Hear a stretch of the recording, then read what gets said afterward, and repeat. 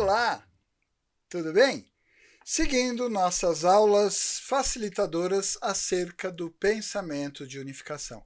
Essa é uma série de aulas que nós estamos fazendo, já temos aí um bom volume de aulas gravadas, acerca do livro Novas Essências do Pensamento de Unificação.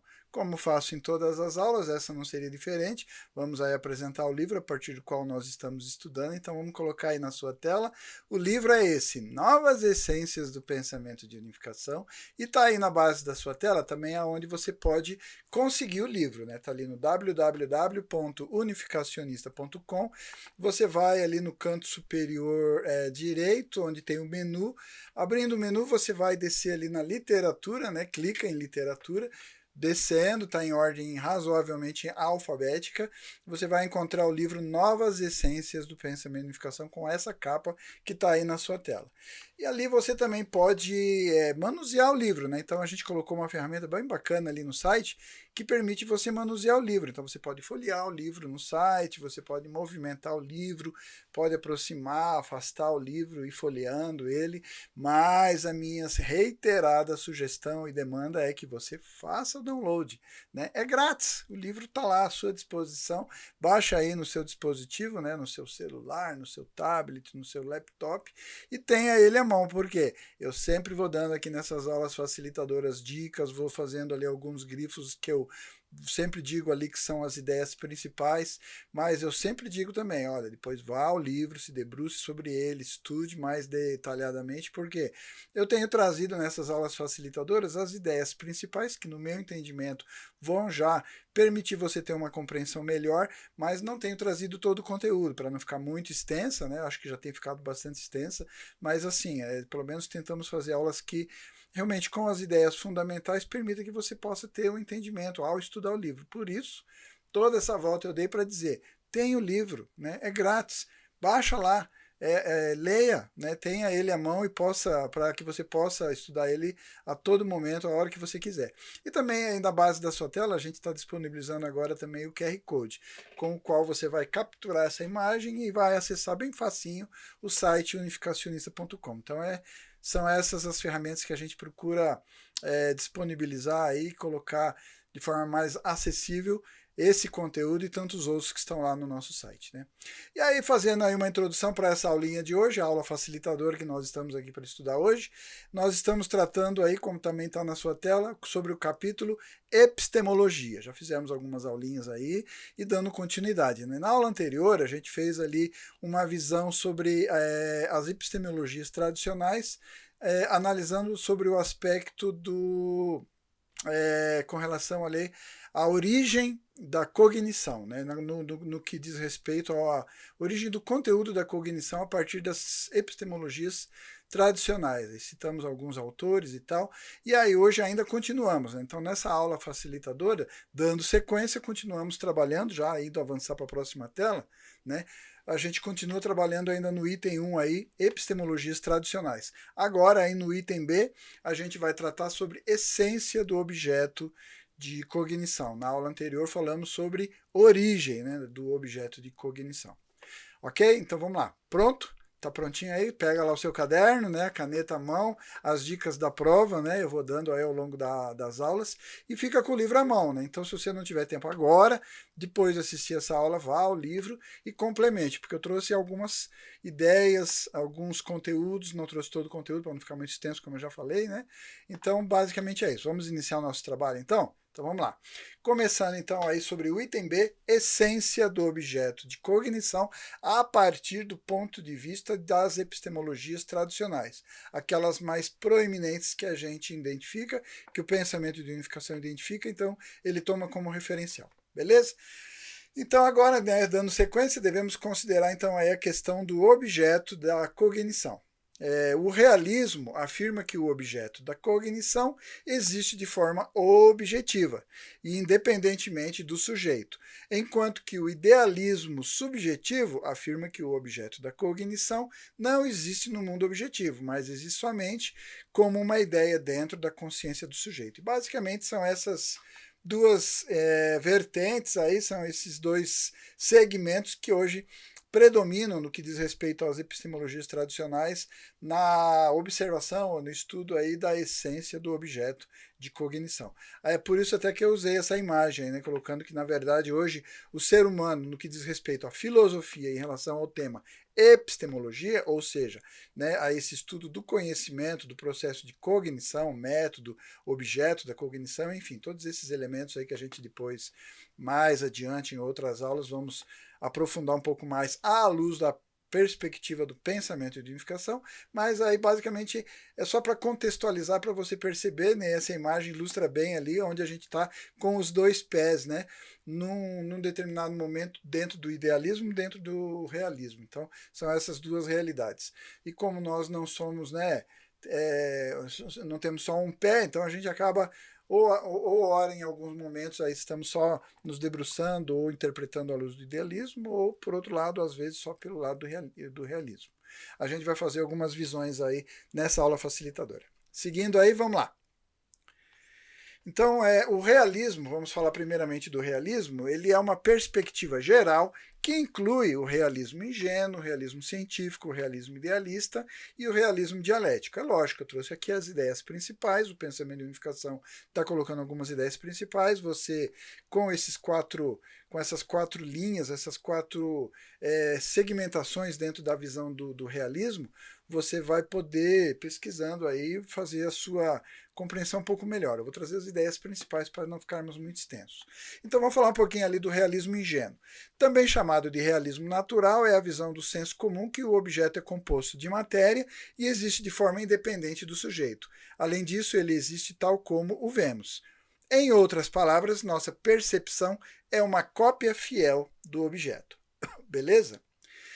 O realismo científico, por outro lado, ele é a visão do objeto, que o objeto existe de forma independente do sujeito, mas a cognição sensorial como ela é, não é necessariamente verdadeira. Verdadeira existência pode ser corretamente conhecida somente pela adição de nossa reflexão científica sobre fatos empíricos já obtidos a partir do objeto. E isto é feito através da função do entendimento, que transcende a mera cognição sensorial, né? Ideias mais fundamentais, aliás, ideias essenciais. O realismo idealista. O realismo idealista também é chamado realismo objetivo, e é a visão que a essência do objeto é espiritual e objetiva, transcendendo a consciência humana. Especificamente, esta visão defende que o espírito não somente existe nos seres humanos, mas existia na origem do mundo, mesmo antes do aparecimento da humanidade, e que este espírito original é a verdadeira realidade do mundo e é o protótipo do universo. Nesta visão, todas as coisas são as várias expressões do espírito. Por exemplo, Platão considerava ideias, as quais são as essências das coisas, como verdadeira realidade, e afirmava que este mundo não é nada mais do que a sombra deste mundo das ideias. Hegel, por outro lado, ele já afirmava que o mundo é o autodesenvolvimento do espírito absoluto. Vamos aprofundar isso? Claro que não, né? São as ideias centrais, são os personagens proeminentes. Depois, né, se você pretende aí se tornar um profundo conhecedor, né, pode buscar mais detalhes aí, pode fazer as suas pesquisas. O materialismo dialético defende que um objeto existe de forma independente da consciência humana, independente, e que ele é uma realidade objetiva que é refletida em nossa consciência. Assim, o materialismo dialético também é uma forma de realismo. Ele estaria aí classificado, seria corretamente classificado. Nós, através do pensamento de unificação, classificamos o materialismo dialético como um tipo de uma perspectiva a partir do ponto de vista do realismo.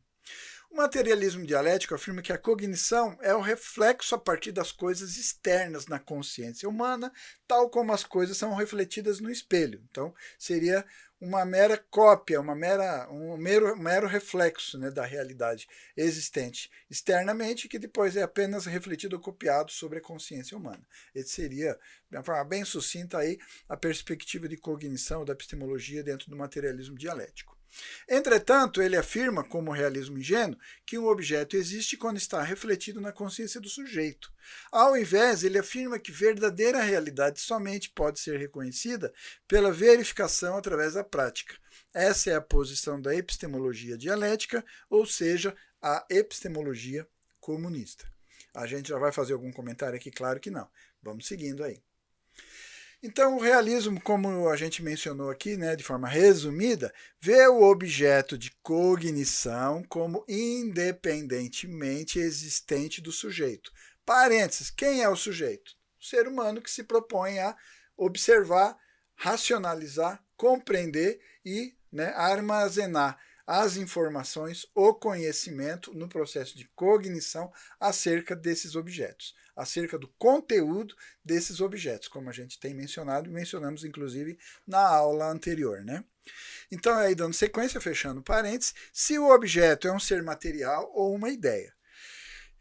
Idealismo subjetivo, por outro lado, defende que o objeto não existe independentemente da mente humana, ok? Está diretamente relacionado. A mente humana é um fator determinante para a existência, né, desse objeto. Então, percebe isso que ele está dizendo? Que o objeto não existe de forma independente, né, da mente humana. E que sua existência pode ser reconhecida somente até a extensão que o objeto aparece na mente humana. Então, percebe que aí a preponderância, a ênfase, né, o fator determinante está na consciência ou na mente humana, né?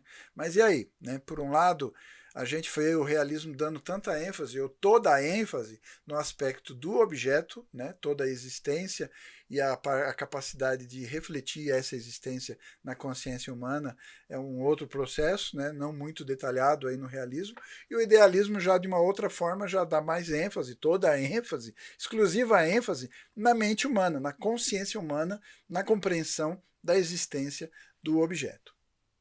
Vamos já fazer algum comentário? Não, vamos seguir, né? Vamos avançar aí. Como já vimos, então, né, vamos falar agora no item C, um outro aspecto aí também que é importante a gente falar dentro da visão das epistemologias tradicionais. Nós vamos falar os aspectos de método, para a gente ter uma visão mais ampla. Falamos da origem, aí falamos agora desse outro aspecto, que também precisamos falar do tema método, né, para a gente depois fazer as nossas reflexões sobre as epistemologias tradicionais e depois, na aula seguinte, falarmos especificamente sobre a epistemologia à luz da perspectiva do pensamento de unificação. Então, seguindo, como já vimos, o empirismo, o qual via a experiência como a origem da cognição, se desenvolveu para o ceticismo, enquanto o racionalismo, o qual via a razão como a origem da cognição, se desenvolveu para o dogmatismo. Então, a visão, já abri um parênteses, né? Então deixa eu explicar, estou abrindo um parênteses. Então, essas duas visões analisadas de forma unilateral, ou somente, né, por um lado, ali você vê ele falando que o aspecto do empirismo aí, ele acabou se tornando um ceticismo, porque eu preciso, antes de tudo, ter sempre aquela dúvida, ter sempre um ponto de interrogação, e aí, se eu não tiver como confirmar, como comprovar, como experimentar, né, ou comprovar de forma experimental, ainda vão permanecer incertezas, ou não seria um verdadeiro entendimento, compreensão, ou assim por diante. Por outro lado, né, a gente vê ali na questão do racionalismo que a ênfase só desse lado, essa visão enfática, só a razão, ou a consciência humana, né? Então aí a gente já acaba se deparando com essa situação aí de dogmatismo, né? Mas enfim, não vamos fazer nenhuma análise mais aprofundada nesse momento, só estamos aí expondo de forma resumida as ideias principais. Então, eles chegaram a essas conclusões porque não examinaram as questões de como a experiência se torna verdade e como a cognição é feita através da razão, ou seja, em outras palavras, né, o método da cognição, como é processada essa cognição, esse armazenamento da informação ou do conhecimento acerca desse objeto observado, né? Então foi Hegel, Marx e Kant que deram importância para o método da cognição. Vamos analisar os pontos principais dos métodos kantiano e marxista. Então, vamos falar aqui de forma sucinta do método transcendental de Kant. O empirismo britânico caiu no ceticismo e o racionalismo continental caiu no dogmatismo, como a gente mencionou aí na tela anterior. Mas Immanuel Kant sintetizou essas duas posições e estabeleceu um novo ponto de vista, né? Ele analisou as duas opiniões, ou as duas posições, aí, o aspecto do empirismo, do realismo, o aspecto aí também do racionalismo, né, ou do idealismo, nas visões de todos os elementos que a gente está mencionando. Ele considerava, por exemplo, o empirismo como estando errado porque atribuía a cognição à experiência, desconsiderando a função da razão, enquanto, por outro lado, o racionalismo estava errado porque considerava a razão como toda poderosa, né? Esse aspecto é unilateral, enfatizando somente um lado em detrimento do outro, ou vice-versa, né? Assim, Kant defendia que, a fim de obter verdadeiro conhecimento, deve-se começar a partir de uma análise de como a experiência pode se tornar conhecimento. Para alcançar isso, deve-se examinar ou criticar a função da razão. Immanuel Kant, então, escreveu 3 livros de crítica, ou seja, né, a crítica da razão pura, crítica da razão prática e crítica do julgamento, os quais, respectivamente, tratam com a forma pela qual a verdade é possível, como o bem é possível e como o julgamento é possível. Deste modo, Kant tratou com a realização dos valores de verdade, bem e beleza. Entre suas obras, aquela que se preocupou com a epistemologia é a sua crítica da razão pura, a qual a gente vai trazer também aí alguns pontos essenciais para a nossa discussão, né? Para enriquecer aí a nossa discussão, tomando como referencial essas visões tradicionais. Então, o Kant tentou aí, vamos pegar aí os principais pontos dessa crítica da razão pura, e ele tentou unificar então o empirismo e o racionalismo. Como a gente falou, né, são visões unilaterais, ou enfatizando somente um lado em detrimento do outro, ou enfatizando esse outro lado em detrimento do anterior, né? E ele tentou fazer essa unificação dessas duas visões, o empirismo e o racionalismo. Então, na base do fato de que o conhecimento aumenta através da experiência, que o conhecimento correto deve ter validade universal.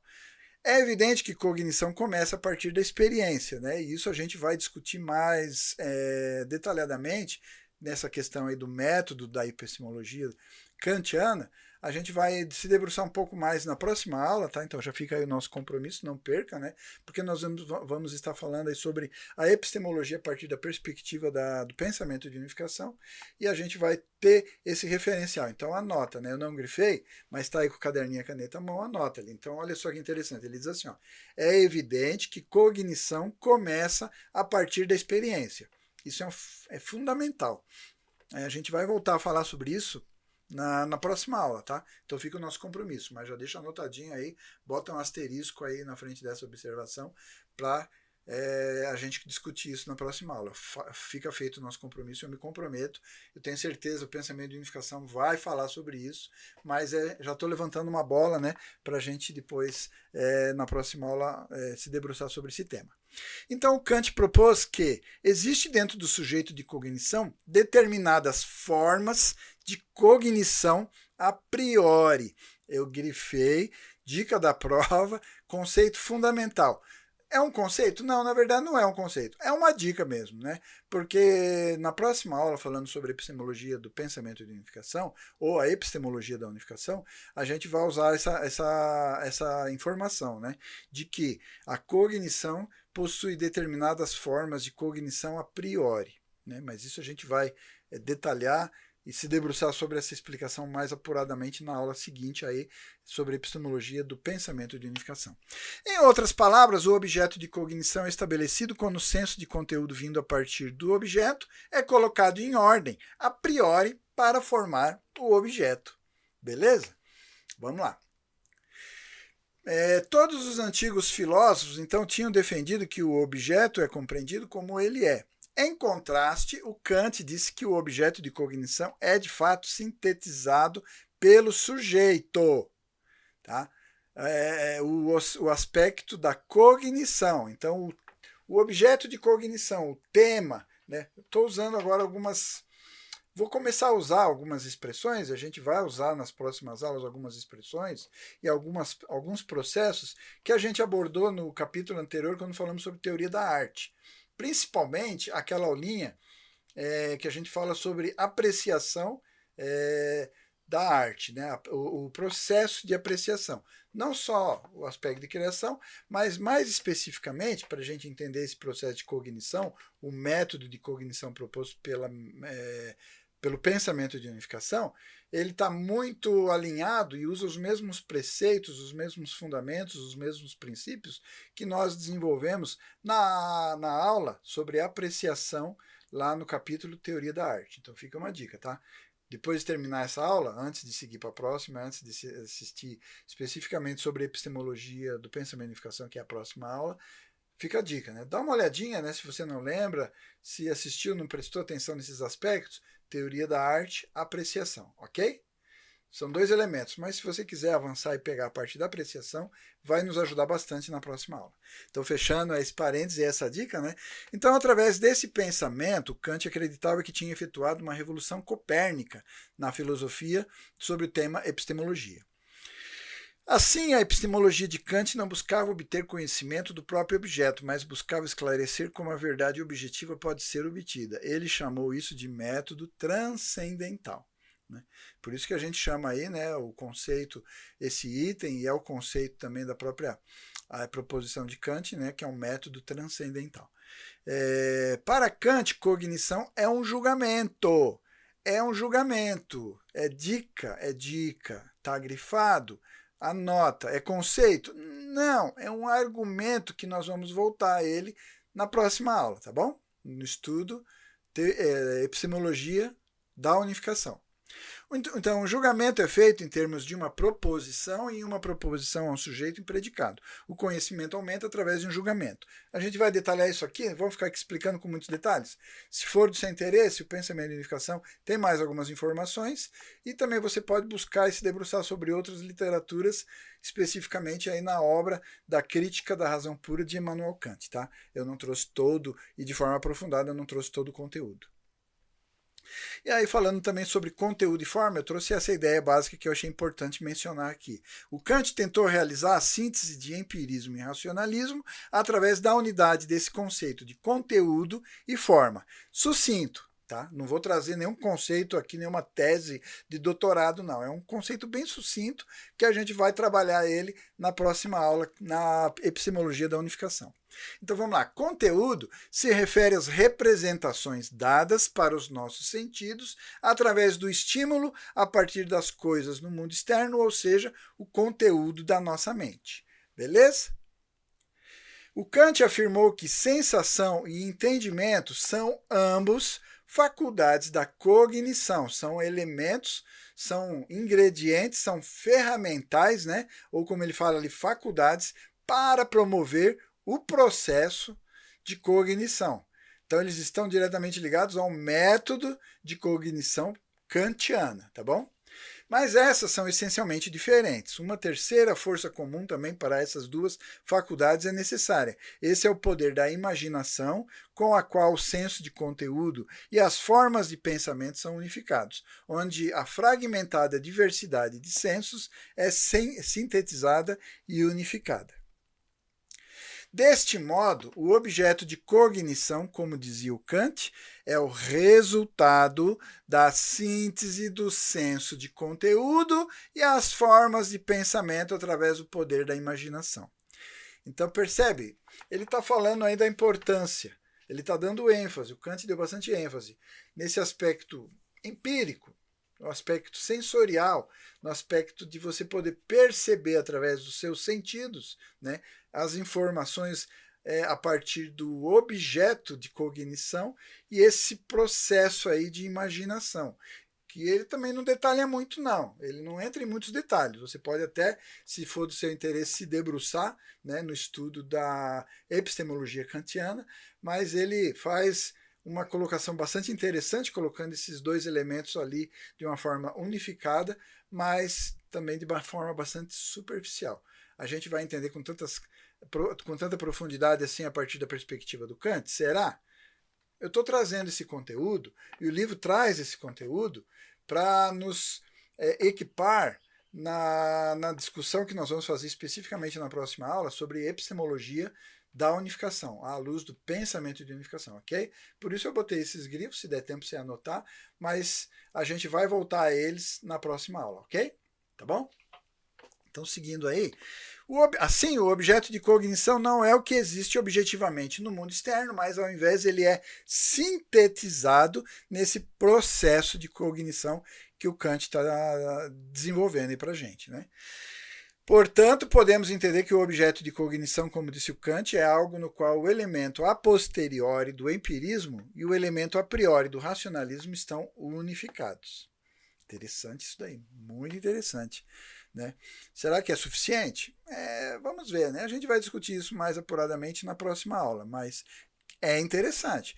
Né, nos coloca uma visão mais abrangente, né, de que não só o empirismo, não só o aspecto da experiência propriamente como método de cognição, ou somente o aspecto do racionalismo, a razão, a capacidade de compreender, de racionalizar as informações, mas esse processo dual trabalhando aí, né, que o Kant constrói, né, vai nos ajudar bastante nas nossas discussões. Mas enfim, vamos seguindo aí sem antecipar. Negação da metafísica e da coisa em si mesma, sem me aprofundar muito, tá bom? Então tá aí o título, se você quiser depois aprofundar, né, anota e pesquise. Eu trouxe sucintamente aqui as ideias que vão nos ajudar nas próximas aulas. O Kant também discutiu como determinado conhecimento é possível no mundo fenomenal, ou seja, nas ciências naturais ou matemáticas. Então examinou se a metafísica é possível ou não. Sendo que uma entidade metafísica não tem nenhum senso de conteúdo e, portanto, não pode se tornar um objeto de percepção, ela não pode ser percebida. Entretanto, sendo que a função da nossa razão está relacionada com o entendimento somente e não diretamente com a sensação, há alguns casos nos quais se tem uma ilusão que algo que realmente não existe parece existir. O Kant chamou esse tipo de ilusão transcendental. A ilusão transcendental consiste de 3 tipos: a ideia da alma, a ideia do mundo e a ideia de Deus.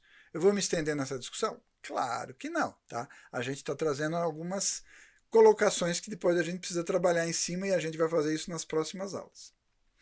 Então, a seguir, a gente vai ver agora a epistemologia que está baseada na dialética materialista também. A gente falou dessas duas possibilidades aí, né, nas visões tradicionais.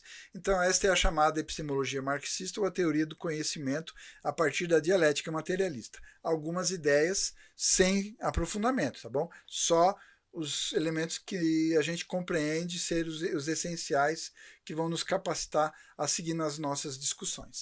Então vamos falar aí sobre a teoria do reflexo ou a teoria da cópia. De acordo com a dialética materialista, o espírito ou a consciência é um produto ou uma função do cérebro e a cognição ocorre quando a realidade objetiva é refletida ou copiada na consciência.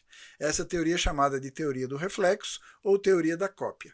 A partir disso, Engels disse: compreendemos os conceitos em nossas cabeças, uma vez mais de forma materialista, como imagens de coisas reais.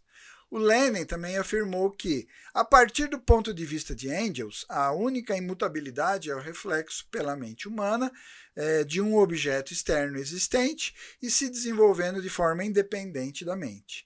Na epistemologia marxista, o que o Kant chamava senso de conteúdo não é o único reflexo do mundo objetivo sobre a consciência.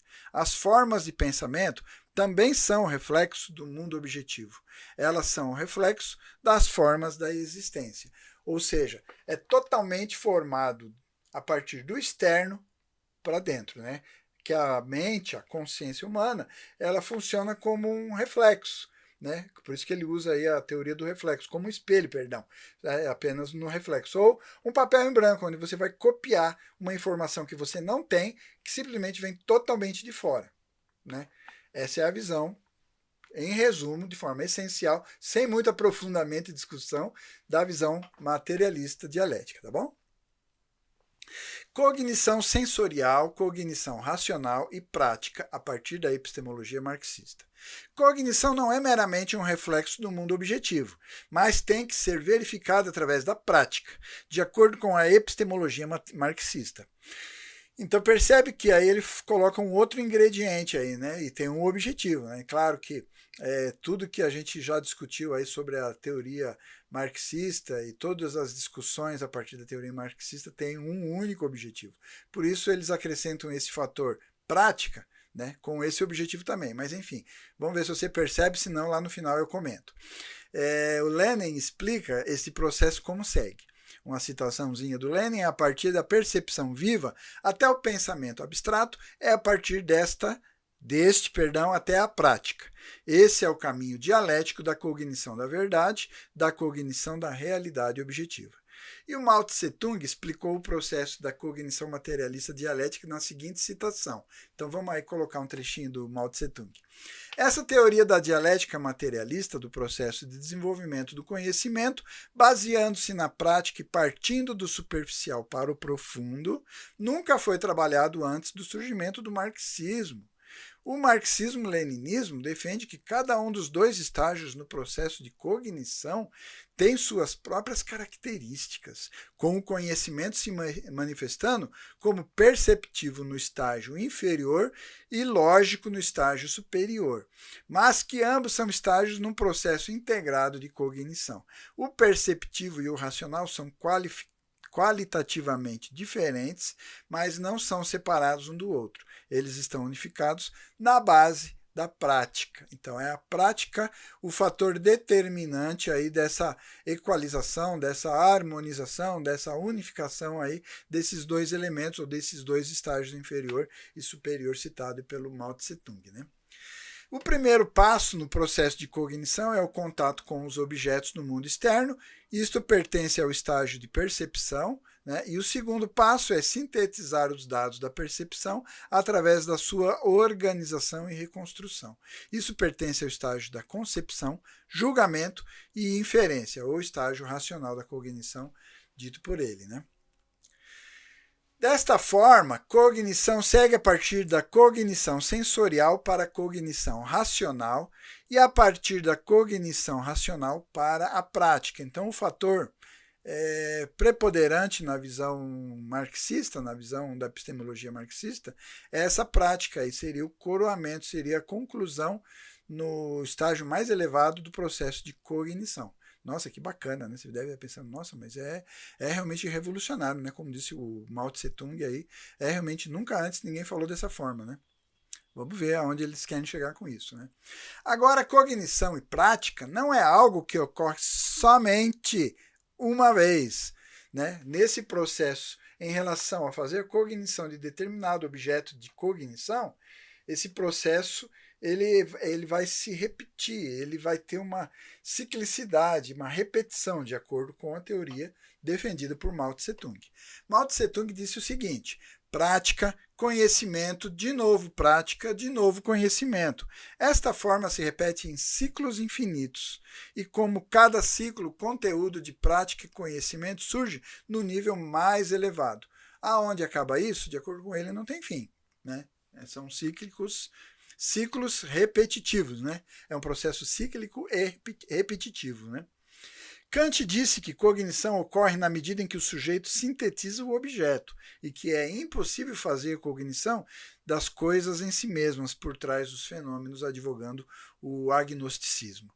Em contraste, o marxismo afirmava que a essência das coisas pode ser conhecida somente através do fenômeno e que as coisas podem ser conhecidas plenamente através da prática, rejeitando assim a noção transcendental, né? Eu acrescentei aqui agora, né, o transcendental, que a gente falou e enfatizou nas telas anteriores, de Immanuel Kant, né? Então percebe que é totalmente unilateral também, né? Acaba sendo puramente fenomenológico, né? Essa percepção aí do marxismo defendido por Mao Tse-tung, né? Sobre Kant, Engels disse o seguinte, é uma citação interessante, eu achei importante trazer também, para esquentar um pouco aí a nossa discussão, né? No tempo de Kant, nosso conhecimento dos objetos naturais era realmente tão fragmentário que ele poderia suspeitar, além do pouco que conhecíamos, sobre cada um deles, uma coisa em si mesma misteriosa. Mas uma após outra dessas coisas incompreensíveis passaram a ser compreendidas, analisadas e ainda mais reproduzidas pelo progresso gigante da ciência. E o que podemos produzir certamente não pode ser considerado como desconhecido. Então, aquele aspecto transcendental, né, que a gente mencionou ali, citei, sem maiores aprofundamentos, como ele fala lá, da ideia de alma, né, da ideia sobre Deus, né, essas questões aí que o materialismo, com certeza, né, dentro desse progresso gigante da ciência que o Engels defendeu aí nessa argumentação contra o Kant, né, não vão se debruçar porque empiricamente, né, de forma realista, não tem como comprovar. Né? Será que não tem como comprovar? É só assistir o primeiro capítulo, aí, toda a nossa discussão do primeiro capítulo que a gente fez aí do livro sobre teoria da imagem original. Né? Mas enfim, né, só uma dica e um comentário aqui para fechar aí sobre essa crítica do Engels sobre Kant. Né? Agora, na continuação do progresso de cognição e prática, a prática é considerada como de maior importância na visão marxista. Mao Tse-tung disse, um trechinho de novo aí do Mao Tse-tung, a teoria dialética materialista do conhecimento coloca a prática na posição primária, sustentando que o conhecimento humano não pode ser de forma alguma separado da prática. Você já está conseguindo perceber aonde vai chegar essa discussão? Aonde pretendiam chegar com essa afirmação, com essa teoria, com essa visão epistemológica? Mas vamos lá, seguindo aí. Prática geralmente se refere à ação humana na natureza e nas atividades sociais. Mas no marxismo, a prática está ligada com outra coisa. Né? A revolução é defendida como sendo a forma suprema da prática entre todos os tipos de prática. Então, conseguiu aí ligar? Tá ligando aí o nome à pessoa, né? Conseguiu conectar as ideias ao propósito? Então, essa ideia não é uma ideia lançada por um processo racional de compreensão, não, ela tem um objetivo, né? Promover a revolução, né? Que é defendida como essa forma suprema de prática à luz da visão marxista. Aí o Mao Tse-tung segue dizendo, a função ativa de conhecimento se manifesta não somente no salto ativo do conhecimento perceptivo para o racional, mas, e isso mais importante, ele deve se manifestar no salto do conhecimento racional para a prática revolucionária. Pronto, está claro. Podemos fechar aqui a aula e a gente já entendeu. Não, brincadeira, né? Não vamos fechar aula nenhuma. Mas a gente consegue compreender claramente aí aonde eles querem chegar, o Mao Tse-tung especificamente pretendia chegar, com essa proposição aí enfatizando tanto, dando tanta relevância, tanta ênfase, tanta importância no elemento prática dentro do processo cognitivo à luz da epistemologia marxista. Né? Mas enfim, né? Seguindo. O marxismo que advoga a teoria da cópia considera as formas de pensamento como reflexo dos processos do mundo objetivo sobre a consciência, ou seja, isto é, como reflexo das formas existentes.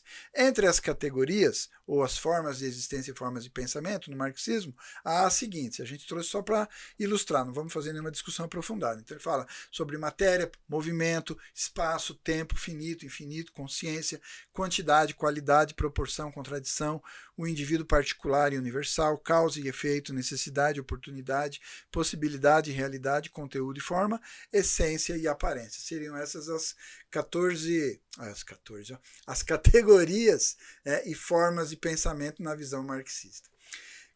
Verdade absoluta e verdade relativa, ainda a partir da perspectiva da epistemologia marxista. Conhecimento, de acordo com Marx, cresce através da sucessiva repetição desse processo de cognição e prática. Né? É o método dialético sendo aplicado aqui na epistemologia. Né? Dizer que o conhecimento cresce significa que o conteúdo do conhecimento é enriquecido e a exatidão do conhecimento é aumentada. Portanto, a relatividade e o absolutismo do conhecimento se torna um problema. Como eles vão definiu, como eles definiram essa questão de relativo e absoluto. Haja visto que o processo de conhecimento é um processo cíclico e repetitivo, sempre acrescentando um pontinho a mais, né, como ele diz ali, dando um pouquinho mais de exatidão. Então significa que, a partir do momento que eu coloquei aqui um pouquinho mais de exatidão, é que a verdade anterior defendida até então era um pouquinho menos exata, e que talvez essa também não seja tão exata assim, porque mais adiante, quem sabe, eu posso dar uma apertada melhor nessa exatidão, ajustar um pouquinho mais. Percebe as discussões que podem surgir? Não vou fazer elas aqui agora. O marxismo diz que verdade é o que reflete a realidade objetiva de forma correta. Isso quer dizer, se nossas sensações, percepções, noções, conceitos e teorias correspondem à realidade objetiva, se esta é refletida fielmente, dizemos que são verdades. E se essas verdadeiras afirmações, julgamentos e teorias são chamados de verdade. Né? Então aí percebe que se eu tenho uma deficiência que não me deu uma visão tão fiel, uma percepção sensorial, uma noção, um conceito tão fiel, essa verdade, que para mim pode ser absoluta, o outro percebe que essa história do relativo e absoluto não está claro. Não está claro. E eles não têm o objetivo de tornar claro isso. O objetivo nunca foi dar respostas definitivas. Os objetivos das teorias marxistas, inclusive a própria epistemologia, no seu método de cognição, tem como único objetivo defender a revolução. A prática. Por que a prática é o elemento mais importante? Porque justifica o que eles querem. Porque o argumento tem um propósito. Não o propósito de apresentar uma verdade ou uma teoria plena, completa, mas apenas justificar como um meio de se alcançar um objetivo. Mas enfim, né? É mais um comentário sem nenhuma pretensão de aprofundar aqui, tá bom? Além disso, o marxismo afirma que a prática de forma definitiva e a prática revolucionária é o padrão de verdade. Tá claro isso? Vou ler de novo, me permite? Então, o marxismo afirma que a prática, de forma definitiva, a prática revolucionária, porque se não for revolucionária, pouco vai acrescentar na epistemologia marxista, no sentido de justificar essa teoria marxista da epistemologia, né? Porque esse é o padrão deles de verdade. Né? A fim de saber se cognição é ou não verdadeira, tudo o que é preciso fazer é compará-la com a realidade e verificar que cognição concorre com a realidade. A partir disso, Marx falou, um trechinho do Marx agora. O homem deve provar a verdade, ou seja, a realidade e poder, a realidade do mundo de seu pensamento em prática. E o Mao Tse Tung, para complementar, disse o seguinte: a prática social do homem, especificamente o aspecto luta de classes, fechando aí o parênteses, somente é o critério da verdade de seu conhecimento do mundo externo. Percebeu? Qual é o objetivo? Né? É epistemologia? Você entendeu realmente como é o processo de cognição ou o método de cognição a partir da visão marxista? Ah, mas você só trouxe um trechinho. É verdade, eu só trouxe um trechinho. Pode ir lá, se debruça, procura, pesquisa, aprofunda isso daí, depois você me fala. Né? Mas enfim, né? O objetivo é esse, não vai ter muita coisa melhor do que isso não. Então, já fazendo cena dos próximos capítulos, no próximo aula nós vamos estudar a epistemologia da unificação. Você vai ver como a gente vai conseguir dar uma visão mais clara sobre o aspecto kantiano, né, que a gente mencionou aí nas telas anteriores, essa visão que ele tenta unificar ali o empirismo, né, e o racionalismo, né, o realismo e o idealismo. E aí também essa questão aí da epistemologia marxista com esse objetivo único e exclusivamente, né, dando tanta ênfase na prática, de justificar a revolução por causa da luta de classes, né, defendida aí, né? Beleza? Então é isso. Em suma, a prática revolucionária é o critério de verdade do conhecimento na perspectiva epistemológica marxista. De acordo com o marxismo, conhecimento num período específico é parcial, imperfeito e permanece apenas como verdade relativa, porque está num determinado momento. Mas com o progresso da ciência, o conhecimento se aproxima da verdade absoluta a um grau infinito. Assim, o marxismo afirma a existência da verdade absoluta. Qual é? Tirando o aspecto da prática como justificativa para a revolução na luta de classes, eu nunca chegaram a propor nenhuma verdade absoluta, não. Mas, enfim, referente a isso, Lenin disse: Não há nenhum limite intransponível entre verdade relativa e absoluta. É bacana, mas é genérico, pouco preciso e bastante enrolador, né? Tá tentando nos enrolar. Ah, não tem ali um limite intransponível. É verdade, não tem, né? O tamanho da ignorância dessa afirmação também é quase intransponível os limites, né? Porque realmente é uma afirmação bastante fraca, né? Fraca. Só tem um objetivo mesmo que a gente sabe qual é. Além disso, os elementos que são absolutamente verdadeiros estão contidos nas verdades relativas e quando elas são acumuladas continuamente, elas se tornam a verdade absoluta. Olha só. Então, na somatória, a gente bota dentro do mesmo saco várias verdades relativas, dá um sacode no saco, quando a gente abrir, vai ter uma verdade absoluta lá dentro. Né? Muito incrível essa afirmação dele. Né? Mas, enfim, de acordo com o marxismo. Concluímos assim então a explicação sobre as epistemologias tradicionais, e aí já fazendo cena para os próximos capítulos, né? Porque essa aula e a aula anterior a gente esteve se debruçando aí sobre uma apresentação dessas epistemologias tradicionais acerca desses 3 temas aí, né? Sobre a origem, o conteúdo e o método de cognição, né? O objeto, a gente falou ali sobre a origem do objeto de cognição, a essência do objeto da cognição, e aí agora finalizamos falando sobre o método de cognição a partir dessas epistemologias tradicionais. Então aí de uma forma resumida, né, e de uma forma bastante sucinta, então se você quiser antes da próxima aula dar mais uma olhadinha no livro, os demais detalhes, porque eu não trouxe todos, obviamente, como eu mencionei lá no início dessa aula, mas então na próxima aula já fica feito aqui o nosso compromisso, vamos explicar a epistemologia do pensamento de unificação, ou como eu já mencionei, aí a gente vai usar mais essa expressão, a epistemologia da unificação. A epistemologia da unificação foi estabelecida na base de conceitos sobre cognição que estão contidos de forma bastante sucinta lá no Exposição do Princípio Divino, né? Até trouxe uma imagem aí na sua tela, né? E em alguns discursos e sermões, ensinamentos e palestras do reverendo Dr. Sammy Moon. Algumas respostas do reverendo Moon para questões diretas, né? Ao Dr. Lee, que foi o autor do livro Pensamento, ou Novas Essências do Pensamento e Unificação, e assim por diante. Então é isso, basicamente esse é o conteúdo dessas 2 aulas, né? Espero que você tenha gostado.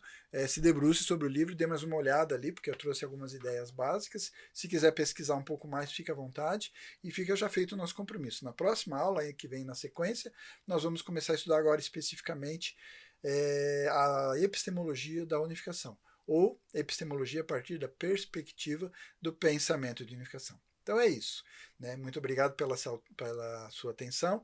Deixa uma curtida no nosso vídeo, né? Faz um comentário, compartilha e nos vemos nas próximas aulas. Vamos seguir o nosso estudo? Espero você lá então. Até mais. Tchau, tchau!